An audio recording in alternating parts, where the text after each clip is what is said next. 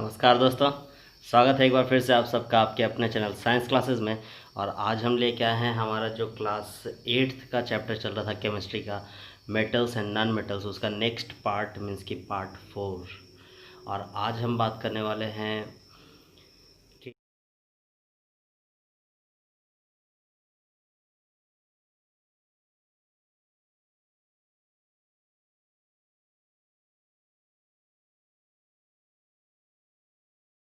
Reactivity series की, noble metals की, और हम देखेंगे डिस्प्लेसमेंट रिएक्शन। इससे पहले मैं आप लोगों को बता देना चाहूँगा कि लास्ट वीडियो जो हमने अपना देखा था उसमें हमने बात की थी chemical properties of metals non metals की। उससे पहले physical properties of metals non metals, और उससे पहले जो है वो इस चैप्टर का फर्स्ट पार्ट आया था। तो अगर आपने उन वीडियोस को नहीं देखा है अभी तक तो आप सबसे रिक्वेस्ट है कि प्लीज़ उन वीडियोस को भी देख लें ताकि कंटिन्यूटी बनी रहे। तो इसी बात के साथ चलिए स्टार्ट करते हैं अपना आज का video, metals and non metals का पार्ट 4। और हमारा जो टॉपिक है वो है reactivity series, metals non metals, और हम पढ़ने वाले हैं रिएक्टिविटी सीरीज। रिएक्टिविटी सीरीज किसकी? मेटल्स की रिएक्टिविटी सीरीज पढ़ने वाले हैं हम लोग, मेटल्स की रिएक्टिविटी सीरीज़। तो मेटल्स की रिएक्टिविटी सीरीज़ में हम ये देख रहे हैं कि मेटल्स को उनके रिएक्टिव होने के अकॉर्डिंगली एक ऑर्डर में अरेंज किया गया है। तो जिस सीक्वेंस में, जिस ऑर्डर में मेटल्स को उनकी रिएक्टिविटी के अकॉर्डिंगली अरेंज किया गया है, उस सीरीज़ को हम बोलते हैं reactivity series of metals. Reactivity series of metals का क्या मतलब हुआ कि टॉप टू बॉटम, जैसे कि जो सबसे ज़्यादा हाईली रिएक्टिव है उनको टॉप पे प्लेस देते हैं, और उसके बाद जो लेस रिएक्टिव उनसे उसको सेकंड नंबर पे, और इस तरीके से करते हुए जो सबसे लीस्ट रिएक्टिव होंगे, सबसे कम रिएक्टिव होंगे, वो बॉटम पे आएंगे। तो इस तरीके का मेटल्स का एक प्रॉपर सीक्वेंस जिसमें कि मेटल्स को उनकी रिएक्टिविटी के अकॉर्डिंगली अरेंज किया गया है, उस सीक्वेंस को हम कहते हैं रिएक्टिविटी सीरीज़। तो यहाँ पे मैं एक टेबल बना के और लिखता हूँ कुछ टॉप ऑर्डर के रिएक्टिव मेटल्स के बारे में, मतलब कि कौन कौन से रिएक्टिव मेटल्स ज़्यादा रिएक्टिव हैं, कौन से मेटल्स जो है वो कम रिएक्टिव है। तो उसका एक सीक्वेंस यहाँ पे बनाते हैं। आपका काम एक होगा कि आपको उनको याद करना होगा, समझना होगा। तो यहाँ स्क्रीन पे आपके सामने है रिएक्टिविटी सीरीज में मेटल्स का अरेंजमेंट, जिसमें कि टॉप ऑर्डर में पोटेशियम है, सोडियम है। अलग अलग बुक में आपको एक आध जगह पे कहीं डिफरेंस दिख सकता है, हो सकता है कि सोडियम कहीं ऊपर हो, पोटेशियम उसके नीचे हो, लेकिन ये यही सीक्वेंस है।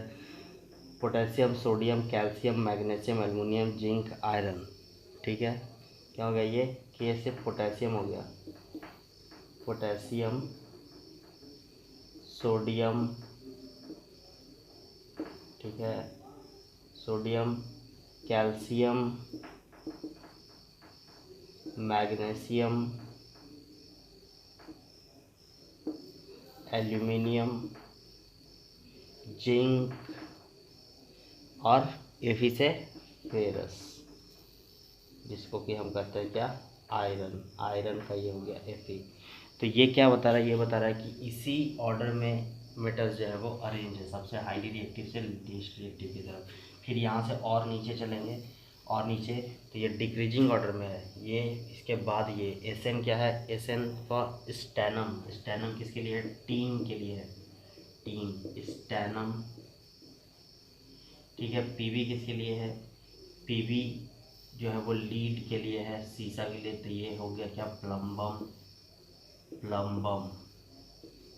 ठीक है, उसका सिंबल है इसलिए वो पीबी है, वो ग्रीक लेटर से लिया गया है। सीयू कॉपर,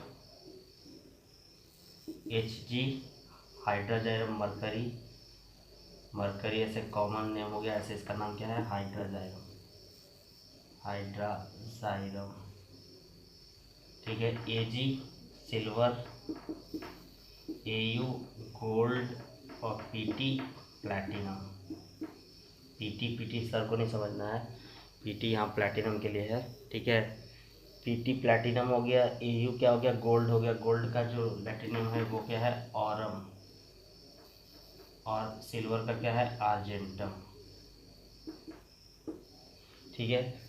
आपको क्या करना है कि इसका लैटिन नेम भी याद रख लेना है, जैसे सोडियम Na, ये किस लिए है, नाइट्रियम के लिए, नाइट्रियम से Na लिया गया। पोटेशियम K, ये किस लिए है, कैलियम, कैलियम, बाकी का तो पता ही है। ठीक है, तो ये हुआ रिएक्टिविटी सीरीज, जिसमें कि मेटल्स को उनके रिएक्टिविटी के अकॉर्डिंगली डिक्रीजिंग ऑर्डर में अरेंज किया गया है। तो ऐसी सीरीज जो है मेटल्स के अरेंजमेंट की, उसे हम कहते हैं क्या, उसे कहते हैं रिएक्टिविटी सीरीज ऑफ मेटल्स।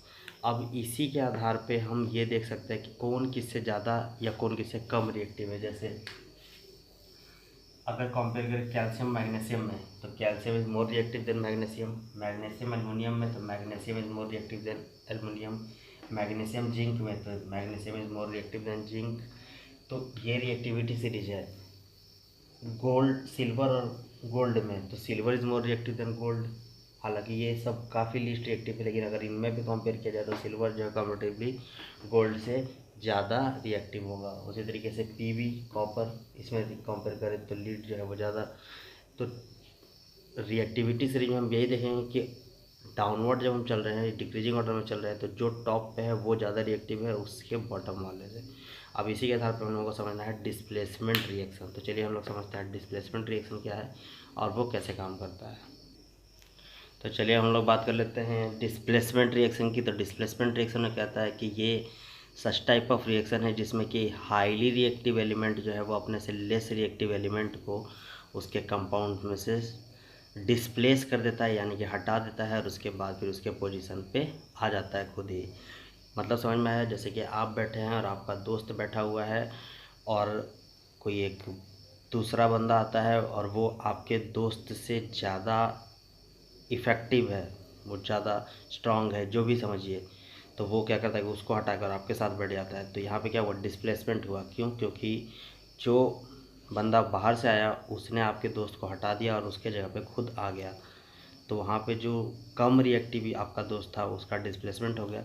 तो वही रिएक्शन जो है वो डिस्प्लेसमेंट रिएक्शन है। तो इसमें क्या करता है कि हाईली रिएक्टिव एलिमेंट जो है वो अपने से लेस रिएक्टिव एलिमेंट्स को डिस्प्लेस कर देते हैं और उसके पोजीशन को ले लेते हैं। चलिए देखते हैं कैसे। तो इसका एक बेस्ट एग्जांपल आपकी बुक में भी दिया हुआ है कि magnesium reacts with ZnSO4। Magnesium ने, अच्छा ZnSO4 नहीं, पहले CuSO4 कर लेते हैं।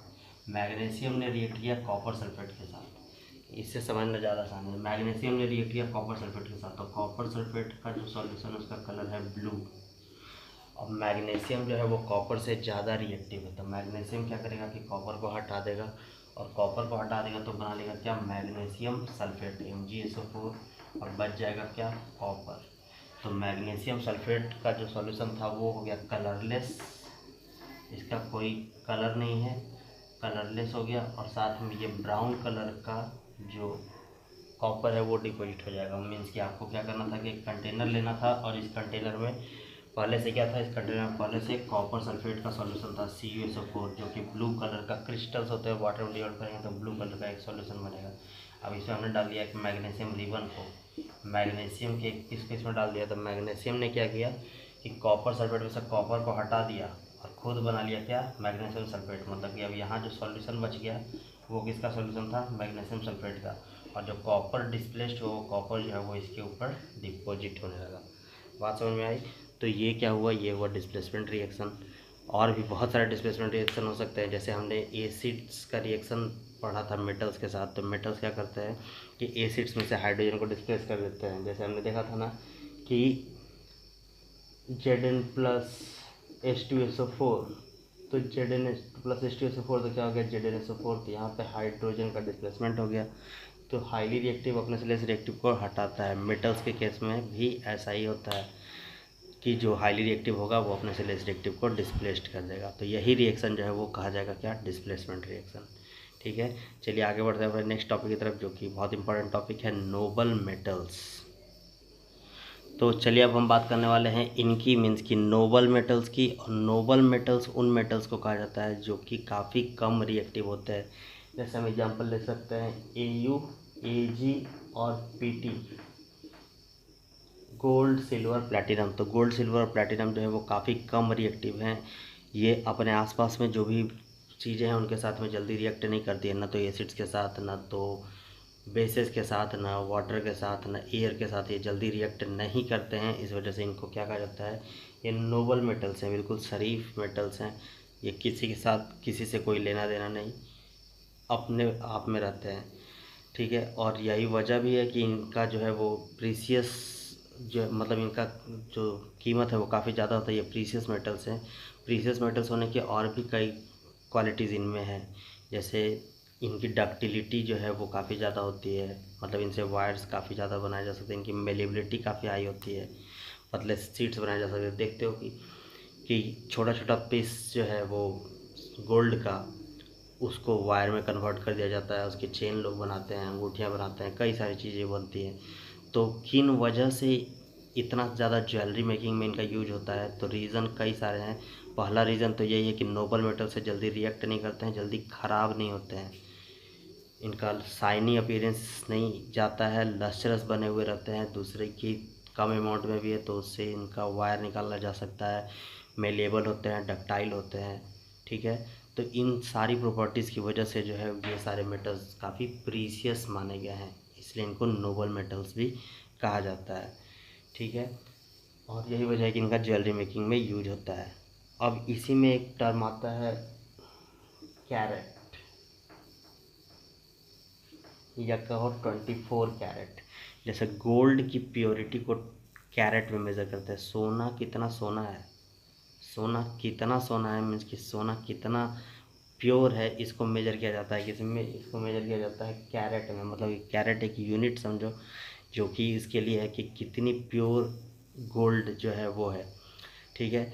तो 24 कैरेट गोल्ड को अपने आप में प्योर कहा जाता है। 24 कैरेट गोल्ड जो है वो प्योर फॉर्म ऑफ गोल्ड है, इसमें कुछ भी मिक्स्ड नहीं होगा। लेकिन कुछ भी मिक्स्ड नहीं होगा तो जो प्योर फॉर्म ऑफ गोल्ड है वो इतना ज़्यादा सॉफ्ट होता है कि उस पे कोई वर्क नहीं हो सकता है, उसका कुछ भी बनाया नहीं जा सकता है, बहुत ज़्यादा सॉफ्ट होता है। तो इसलिए उसमें कुछ इम्प्योरिटीज़ ऐड की जाती है। तो इम्प्योरिटीज़ अगर ऐड करेंगे तो ये जो 24 कैरेट गोल्ड है ये अब 24 कैरेट नहीं रहेगा। उसको थोड़ा हार्ड बनाने के लिए मान लो कि 22 कैरेट गोल्ड हो गया, 22 कैरेट गोल्ड। तो 22 कैरेट गोल्ड का मतलब है कि 22 पार्ट गोल्ड और +2 पार्ट जो है उसमें सिल्वर या कॉपर जैसे मेटल्स जो है वो मिलाए जाते हैं। सिल्वर या कॉपर जैसे मेटल्स मिलाया जाता है 24 पार्ट करने के लिए। बात समझ में आई। तो गोल्ड अगर प्योर फॉर्म में तो 24 कैरेट गोल्ड होता है, उसको फिर इम्प्योर किया जाता है उसमें अदर मेटल्स को मिला के, ताकि उसका कुछ वर्क हो सके, उससे कुछ ऑब्जेक्ट्स बनाए जा सके। अब इसमें से न्यूमेरिकल क्वेश्चंस भी आ सकते हैं। इसमें पूछेगा कि इतना अमाउंट ऑफ कैरेट दिया हुआ तो उसमें कितना % गोल्ड है। जैसे मान लो कि एक क्वेश्चन है कि 18 कैरेट गोल्ड का आप क्या मतलब समझते हैं, what do you mean by 18 carat of gold. 18 carat of gold का मतलब क्या हुआ, 18 कैरेट का मतलब हुआ कि 18/24 इंटू 100। क्यों, क्योंकि 24 तो प्योर है, उसका कितना पार्ट, तो 18 पार्ट है, इसका परसेंटेज में निकालना है तो इंटू 100 करेंगे। 3 4 ठीक है, 6 3 18 और 6 4 24 और 4 से ये कितने 25, तो मीन्स कि 3 इंटू 25 मीन्स कि 75% गोल्ड हुआ। अगर 18 कैरेट गोल्ड मिल रहा है तो उसमें कितना % गोल्ड है, तो 75% गोल्ड है। बात समझ में आई। तो इस तरीके से हम निकाल सकते हैं प्योरिटी ऑफ गोल्ड। तो प्योरिटी ऑफ गोल्ड को एक्सप्रेस करने के लिए जो टर्म हम यूज़ कर रहे हैं वो है कैरेट, और कैरेट में ही गोल्ड की प्योरिटी को मेज़र किया जाता है। तो इसी बात के साथ हम अपना आज का वीडियो यहीं पे एंड करते हैं और मिलते हैं जल्दी ही नेक्स्ट वीडियो में। Till then good bye, take care and please watch the full video, don't skip it, don't accelerate it, clear. क्योंकि जितना एक्सेलरेट करेंगे उतना जल्दी आपके माइंड से भी एक्सेलरेट होकर निकल जाएगा। इसलिए वीडियोस को स्किप ना करें, पूरा वीडियो देखें, ठीक है। मिलते हैं नेक्स्ट वीडियो में। Till then good bye.